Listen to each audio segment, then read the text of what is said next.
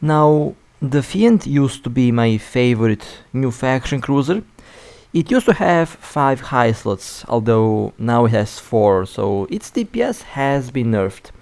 And all of the faction cruisers have lost their passive shield regeneration. It used to be only 360 seconds for the shield to be fully recharged. Now it's about 6400, so yeah, that has been significantly nerfed, and I do expect them to change these ships in the future so that they become, I would say, more unique. But they are still fun and they are still quite popular. The Fiend and the Celos are the 2 most popular faction cruisers at the moment.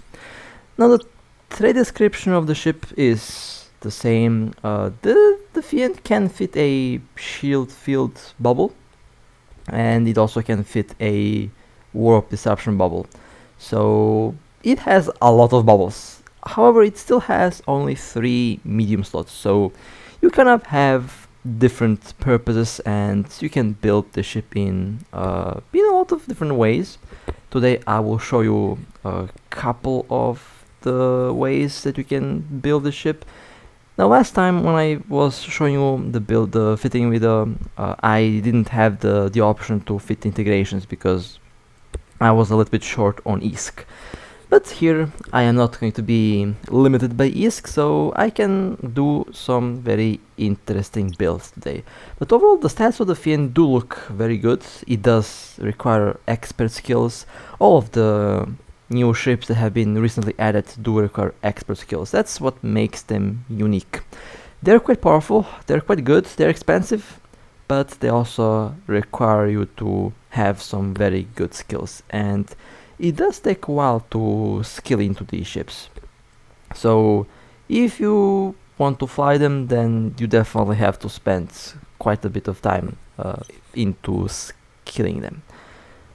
Now, it will be time for me to show you the build. I like how I have 666.17 DPS, the number of the beast, because the ship is a beast by itself.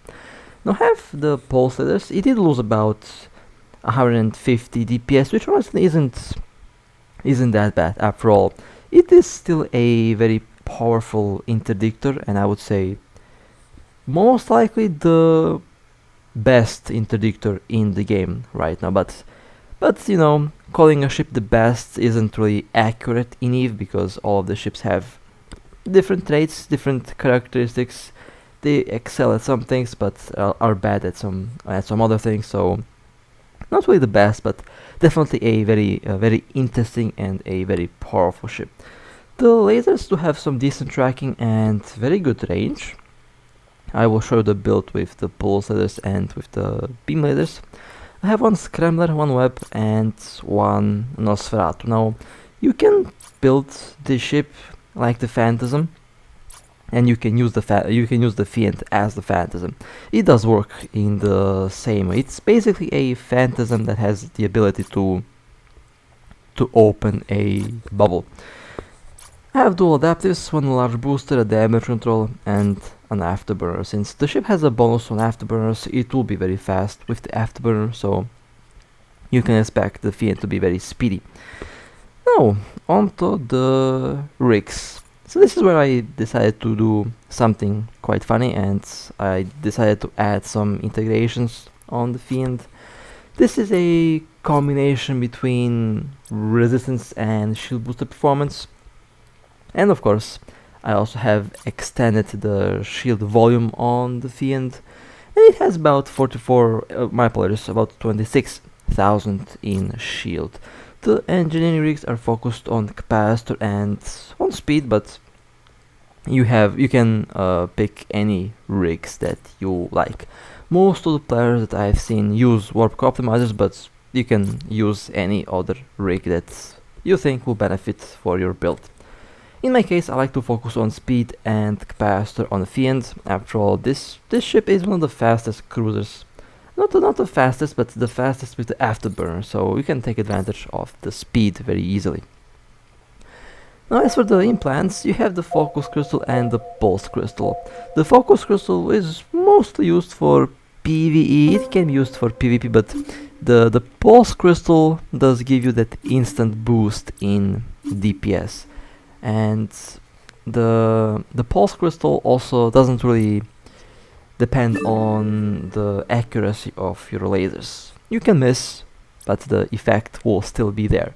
With the focus crystal, if you miss, you lose all the stacks, you lose all the DPS, and you have to start all over again. Now, all of these implants have been tampered with, have been changed, nerfed over time, so that is something that you have to keep in mind, and as time goes on, I would say that the implants will be nerfed even more. It is very interesting to compare the DPS on the implants now and the DPS from a couple months ago. It is honestly a massive difference. They did nerf them quite a bit. There is still room for more nerfs, and I would nerf them even more. I would nerf all implants.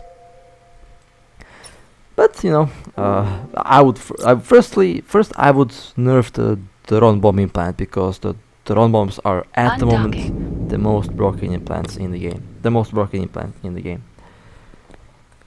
Now, let me show you the active the active stats of the Fiend. It's a very interesting ship to fly, but lately I did figure out that the Celos does work a little bit better for me. After all, I have the barrage implant, and the Celos will be the next one that I'll cover. I want to show you that the DPS on that thing. Now, 728.08 DPS, 2.1 km per second is the speed with the afterburn, 160,000 hit points. Now this is probably, I would say, the tankiest cruiser, one of the tankiest cruisers in the game. Not too sure what other cruiser gets close to this. I think the Gila might be the one. Gila, Chameleon, maybe Stratius in some cases, but the Fiend is the tankiest faction cruiser, one of the tankiest faction cruisers in the game. Now it also has the defense mode. The defense mode will give you, let me show you, 40% shield resistance, 30% armor resistance, minus 20% hit radius, weapon damage minus 50%, ship loss minus 50%, and it does take some capacitor when you activate it, and it does increase the capacitor recharge time, but that extra 40% shield resistance is pretty good. Means that you can safely tackle a target, activate the defense mode, and hold until the fleet arrives. Now, the DPS will be impacted, the ship speed will be impacted, but you get a lot of resistance, and yeah, this is really tanky. 254,000 hit points, 88, 90, 91, and 89% resistance, which is, as I mentioned before, really good. This is a really tanky ship. This is battleship level of hit points that we have. Now you have the damage control, you can activate that, and now 753,000 hit points, 96, 97, and 98%. Basically, the damage control is a panic button, and it does help a lot at reducing the incoming damage. 475 million hit points when the defense mode is off, but the damage control is active, so you get a very tanky cruiser. This is battleship level tank on a very fast cruiser. This is what makes the ship very unique. Now you can go with a passive build. Before they nerfed that passive shield recharge, I actually did fly the Fiend with a passive shield tank. It was so fun, and you can still use it, but it is going to work just as any other passive shield tank. It is still tanky. It has a lot of hit points, but it doesn't feel the same as when it had that extra passive shield recharge. The passive shield recharge made the Fiend really unique, and again, hope that they do return. Now, it doesn't have to be 300 seconds. They can have the passive recharge at 600 seconds. It would still be really good. So that's one of the things that that would be very nice to have on the ship. Now you can technically extend the tank even more by adding a shield field module, which is kind of a characteristic for the Sansha ships. They can have all of these modules equipped, and the shield field module has been changed a while ago. Now you can't warp with it, and I believe it does reduce your ship's speed, but it does add a lot of tank. So a bubble on top of a shield field bubble might kind of be a very interesting idea, because it just adds even more tank on top of more tank, which does enhance the survivability of this ship. A heavy tackle cruiser, if you like. That's one of the ways how you can use it. 245,000 hit points. With the defense mode active, it is 395,000 hit points. Okay, that's interesting. And with the shield field bubble active, it is 459,000 hit points, 89, 92, 93, and 91%. 44,000 in shield. That's a lot of shield. That's basically the same amount of shield that I have on my Macariel, which is a lot of shield for a cruiser. 1.3 million hit points with the damage control active in the defense mode. Yeah, this is tanky. This is pretty tanky.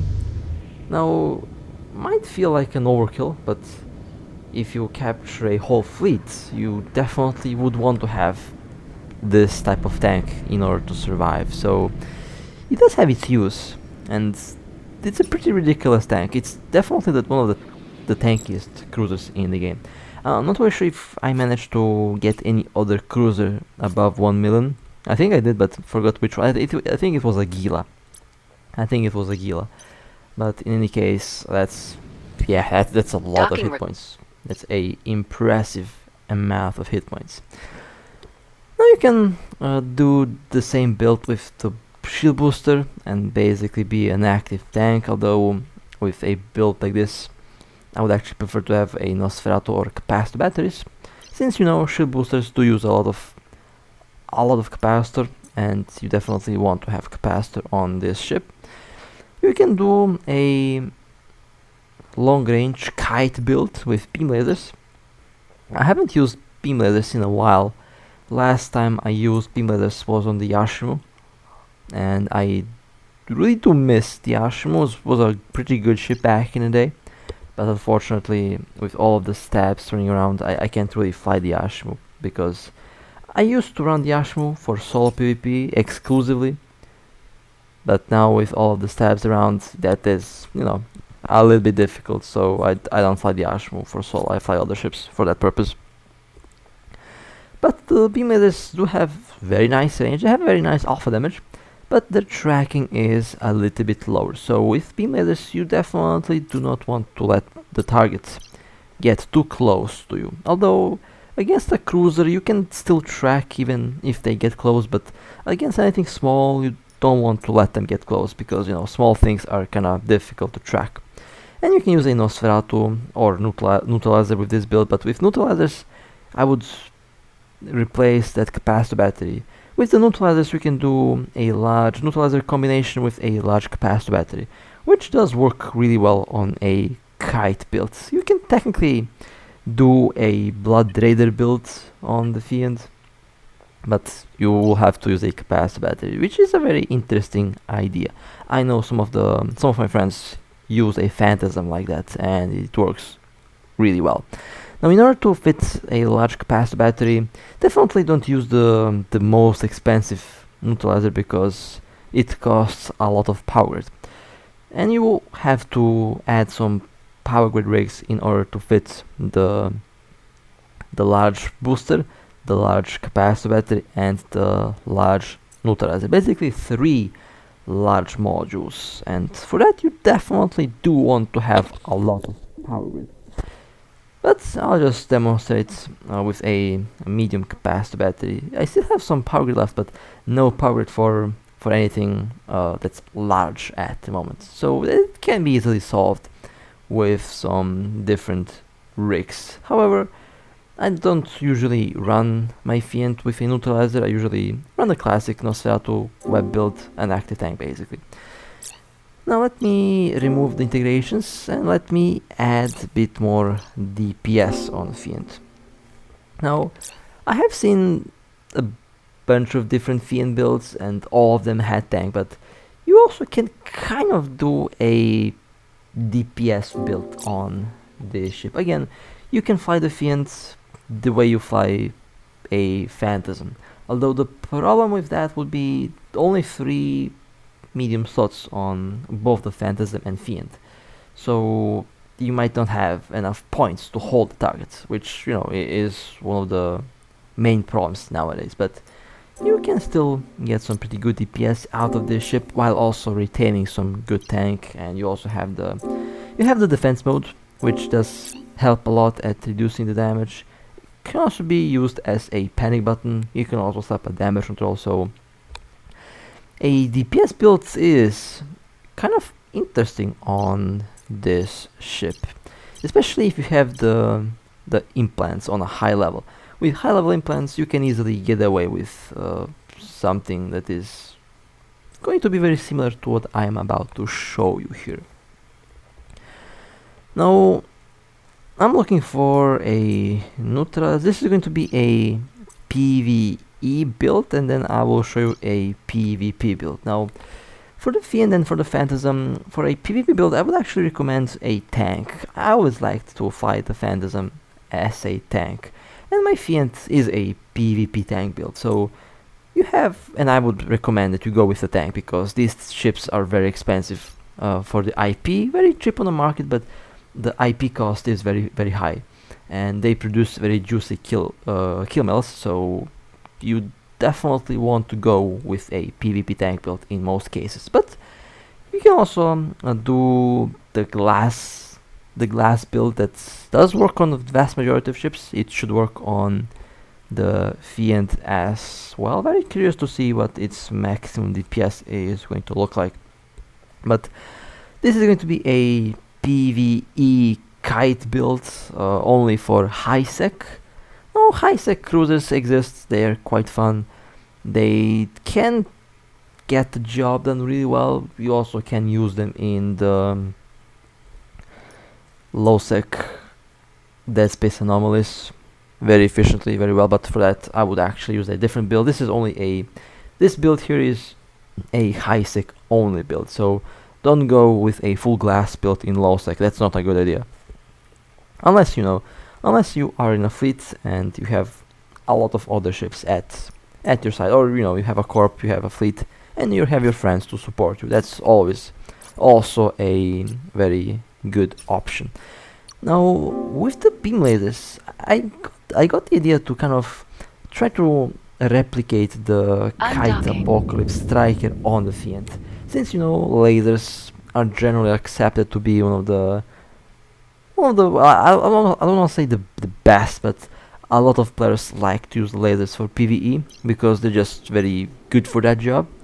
So I kind of wanted to try out a kite Fiend just to see what type of DPS I can get. Now you can go with beam lasers, you can go with pulse lasers. I would actually recommend that you go with pulse lasers because of the more DPS, but the beam lasers might allow you to orbit at 30 and basically be totally AFK, since the Fiend can easily speed tank the anomalies, the missions in high sec without a problem. Now I wouldn't be using the ship for laboratory missions, or if you plan to use this ship for laboratory missions, don't go with a glass build. Go with a tank build, because sometimes a sun carrier can spawn in, but that's rare. That's only for the more expensive laboratory missions, 5 million ISK and above. For the 4 million one, you will not encounter any CN carrier. Now this is the PvP build that I was talking about. The build that I use on my cells and on a bunch of other faction cruisers and battleships.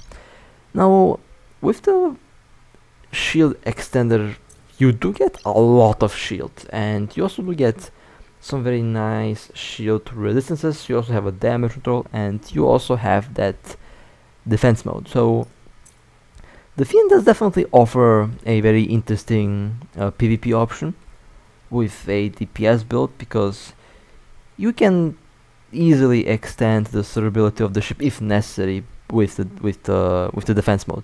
So you will lose DPS, you lose 50% off your DPS, but at the same time it can buy you some time for reinforcement to arrive, or it can actually be good to save your ship from the high DPS implants. It is a very interesting thing that the mode can technically be used as another secondary damage control, because it can eat up a lot of DPS. So you can use it in that way, because it adds like 40% resistance, and you will have about 80% once the defense mode is up, and that is pretty awesome. Now, of course, I think I will show you all the numbers here, and besides that, it also increases the armor resistance, so you don't have to worry about your armor going down very fast if the shield gets broken. So 69, 65, 81 and 86 with basically no tank. That is pretty impressive. And the maximum DPS 3213.88. This is with the pulse crystal. Now for a build like this, I prefer to use the pulse crystal for the instant DPS boost. For the focus crystal, I would say use the focus crystal if you have a tank build, because then the fights will definitely take longer. But if you plan to do short fights, then the pulse crystal is definitely the way to go. And this is the PvE build with the pulse crystal, with the with the pulse lasers, pulse laser and pulse crystal. I'm starting to mix them up. So yeah, undocking. My apologies for that. Let me quickly show you the maximum DPS of this build with pulse lasers. Definitely higher DPS, but short range and more tracking on the pulse lasers. They still have some very good range. You can technically kite outside of the web range with the pulse lasers, because they have like 18.25 kilometer optimal range. Right, let me show you the DPS, 2.9 almost 3000 DPS with one heatsink, with the second one 3.5 and with the third one the DPS is 3890.87. Pretty good DPS for a cruiser, and it's also pretty sustained. However, it does impact the capacity recharge, so you have to keep in mind that the capacity recharge rate will be significantly impacted by the pulse crystal. Warp drive now, active. Let's run a mission with the Fiend. So they have changed the focus crystal, and now I can't charge the crystal on the station.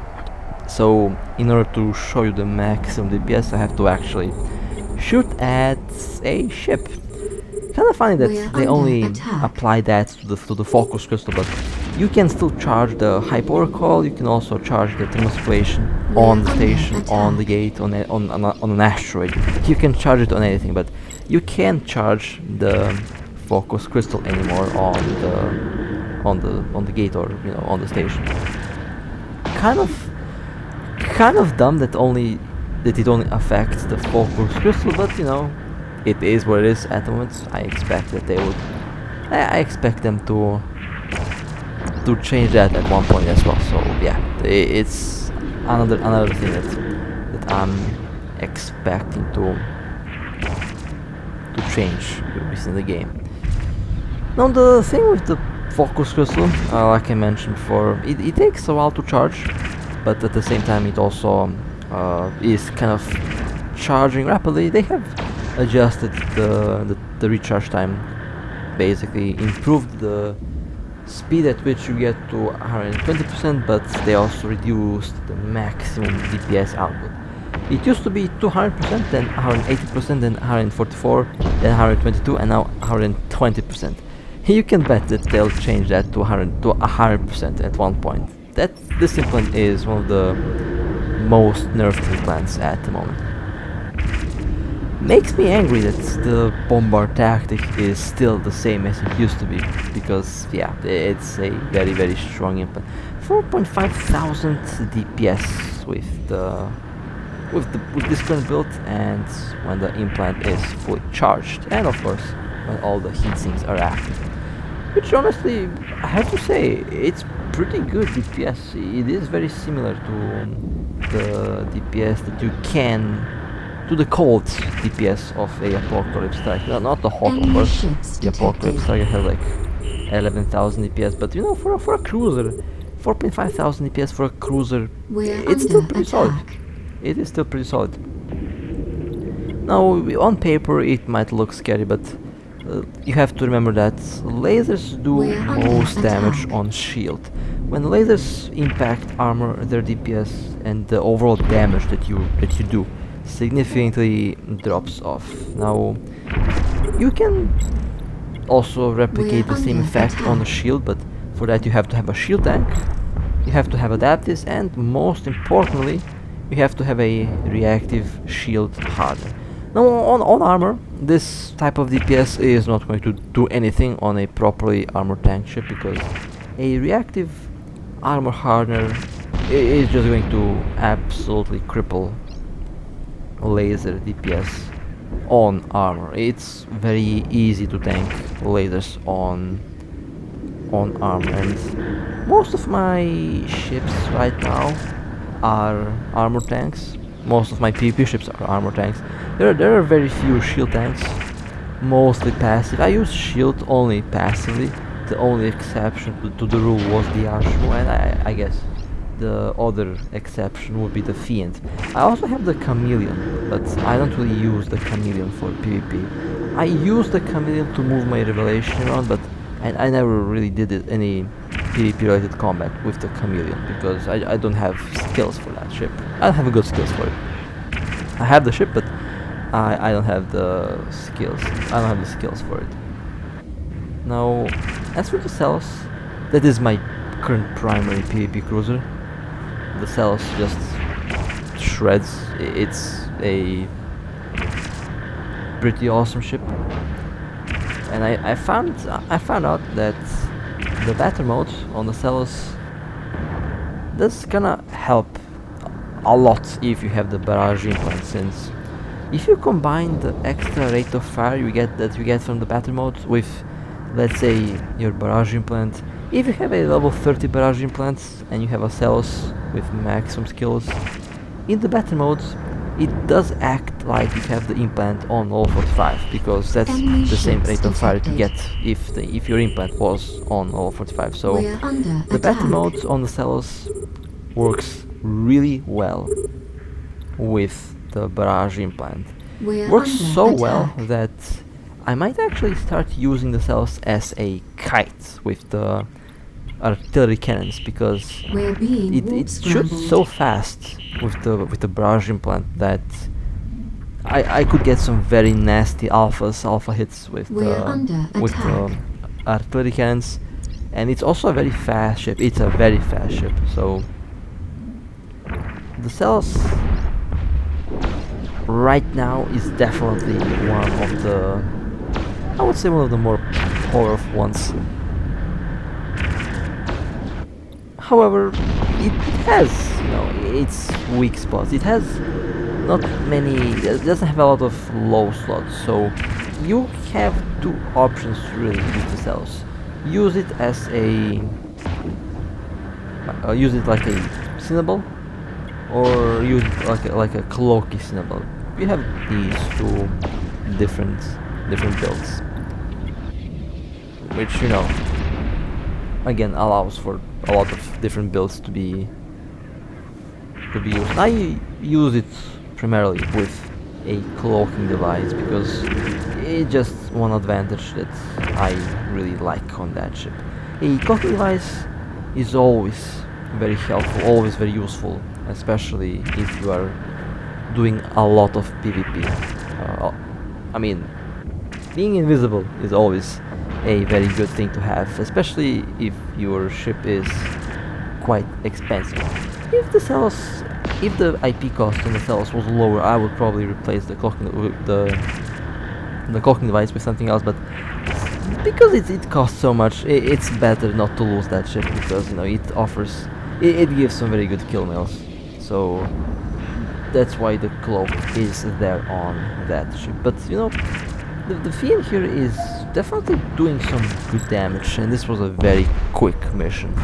So if you want to use the Fiend for PvE, you can, although this is still primarily a PvP ship, so its main Warp purpose drive active. is to be a bubble. Now, it has several different main purposes, and you have several different bubbles, but in the end, the purpose of this ship is primarily PvP. Can be a guardian, can also be a bubble. Again, it's a special cruiser, and all of the special cruisers have these different special traits that are very interesting to play around with. Now I'm also very interested to see what the new special ships will offer, since they said that they'll add some special edition destroyers. There's quite a bunch of them. I checked on the Warp drive EVE wiki. active. There's a lot of special ships, and I believe most of them will somehow make their way into the game. So I'm kind of excited for that. There's going to be a lot of different unique ships that I will be fine, and who knows, perhaps I do find a new ship that I end up liking a lot. But so far, I'm pretty happy with the Fiend. Yes, the ship has been nerfed a couple times. Yes, it lost a high slot, and yes, they did nerf that shield recharge. I'm still kinda angry that they changed the shield recharge, because if they didn't change that passive shield recharge, I would be flying the Fiend all day long, probably. The Fiend or the cells, depending on the target, I guess. But yeah. Warp drive active. Looking forward to have these ships buffed. If anything, just buff the passive shield recharge, because that's what makes these ships unique, and would be a very nice touch, because it would allow a lot of different builds to be utilized, and a lot of other different builds that are good, but you know, they could have been much better if that passive shield recharge Docking was a thing. request So, accepted.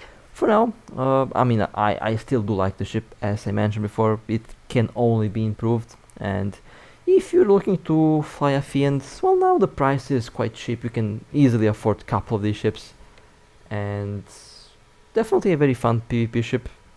I like to fly it, and I'll definitely try to get some more PvP videos with it. So with that being said, hope you guys enjoyed. If you want to support me, feel free to like and subscribe. And with that being said, stay safe, fly safe, and as always, I'll see you next time.